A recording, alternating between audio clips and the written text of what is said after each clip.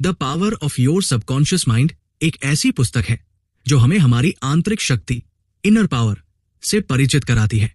ये हमें ये सिखाती है कि हम अपने विचारों और विश्वासों के माध्यम से अपने जीवन को बदल सकते हैं।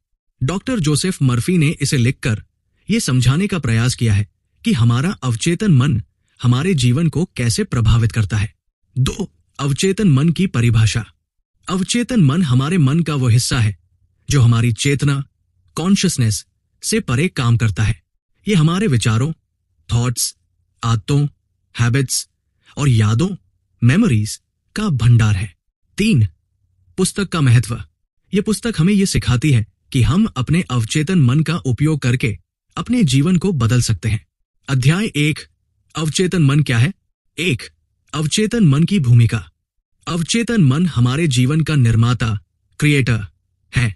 ये हमारे विचारों को वास्तविकता, रियलिटी में बदलने की क्षमता रखता है। 2. चेतन और अवचेतन मन का अंतर। चेतन मन, कॉन्शियस माइंड, तर्क, लॉजिक और विश्लेषण, एनालिसिस करता है। अवचेतन मन भावनाओं, इमोशंस और विश्वासों, बिलीफ्स पर काम करता है। 3. अवचेतन मन की शक्ति। जब हम किसी चीज पर बार बार विचार करते हैं तो अवचेतन मन उसे सच मान लेता है।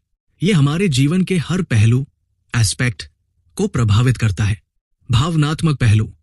अवचेतन मन की शक्ति को समझने के बाद हमें एक अद्भुत आत्मविश्वास, सेल्फ कॉन्फिडेंस का अनुभव होता है। अध्याय 2, अवचेतन मन और चेतन मन का संबंध। 1. चेतन और अवचेतन मन का संबंध।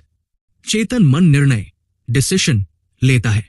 अवचेतन मन उन निर्णयों को क्रियान्वित, एक्सिक्यूट करता है। 2. विचारों का प्रभाव।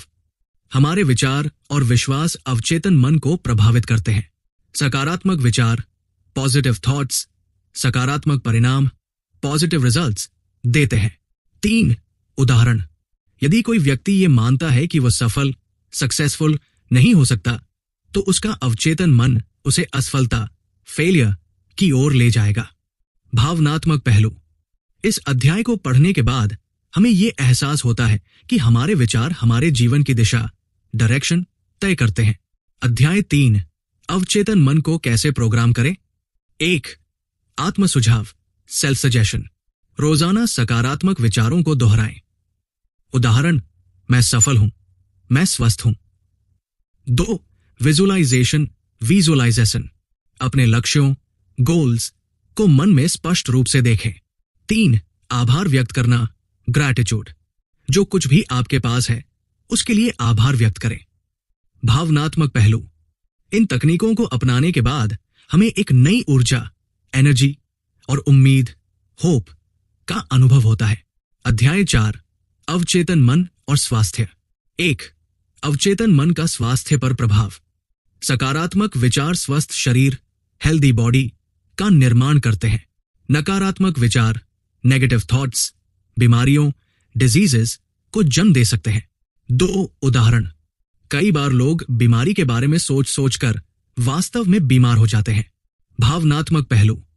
इस अध्याय को पढ़ने के बाद हमें यह एहसास होता है कि हमारे विचार हमारे स्वास्थ्य को प्रभावित करते हैं। अध्याय 5, अवचेतन मन और सफलता। 1. अवचेतन मन की सफलता में भूमिका। अवचेतन मन सफलता, सक्सेस की कुंजी की है। यदि हम अपने अवचेतन मन को सही तरीके से प्रोग्राम करें तो हम अपने लक्ष्यों को प्राप्त कर सकते हैं। 2 उदाहरण।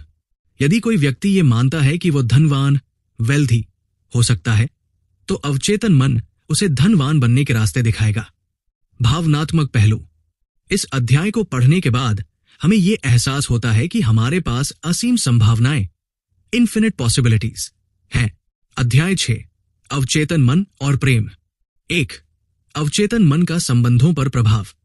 प्रेम, लव और सद्भावना, गुडविल के विचार मजबूत संबंध, स्ट्रॉन्ग रिलेशनशिप्स बनाते हैं। 2 उदाहरण। यदि हम प्रेम और सद्भावना के विचार रखते हैं तो हमारे संबंध मजबूत होते हैं। भावनात्मक पहलू। इस अध्याय को पढ़ने के बाद हमें यह एहसास होता है कि प्रेम और सद्भावना हमारे जीवन को सुंदर, ब्यूटीफुल बना सकते हैं। निष्कर्ष, अवचेतन मन की शक्ति का उपयोग। 1. अवचेतन मन की शक्ति का महत्व। यह पुस्तक हमें यह सिखाती है कि हमारे पास एक ऐसी शक्ति है जो हमारे जीवन को बदल सकती है। 2 अंतिम संदेश। हम अपने विचारों और विश्वासों के माध्यम से अपने जीवन को नियंत्रित, कंट्रोल कर सकते हैं। भावनात्मक पहलू। इस पुस्तक को पढ़ने के बाद हमें एक नई ऊर्जा और आत्मविश्वास का अनुभव होता है। अगर आपको यह बुक समरी किसी भी तरह से अच्छी लगी हो और ऐसा ही वीडियो सुनने के लिए लाइक, शेयर एंड सब्सक्राइब जरूर करें। धन्यवाद।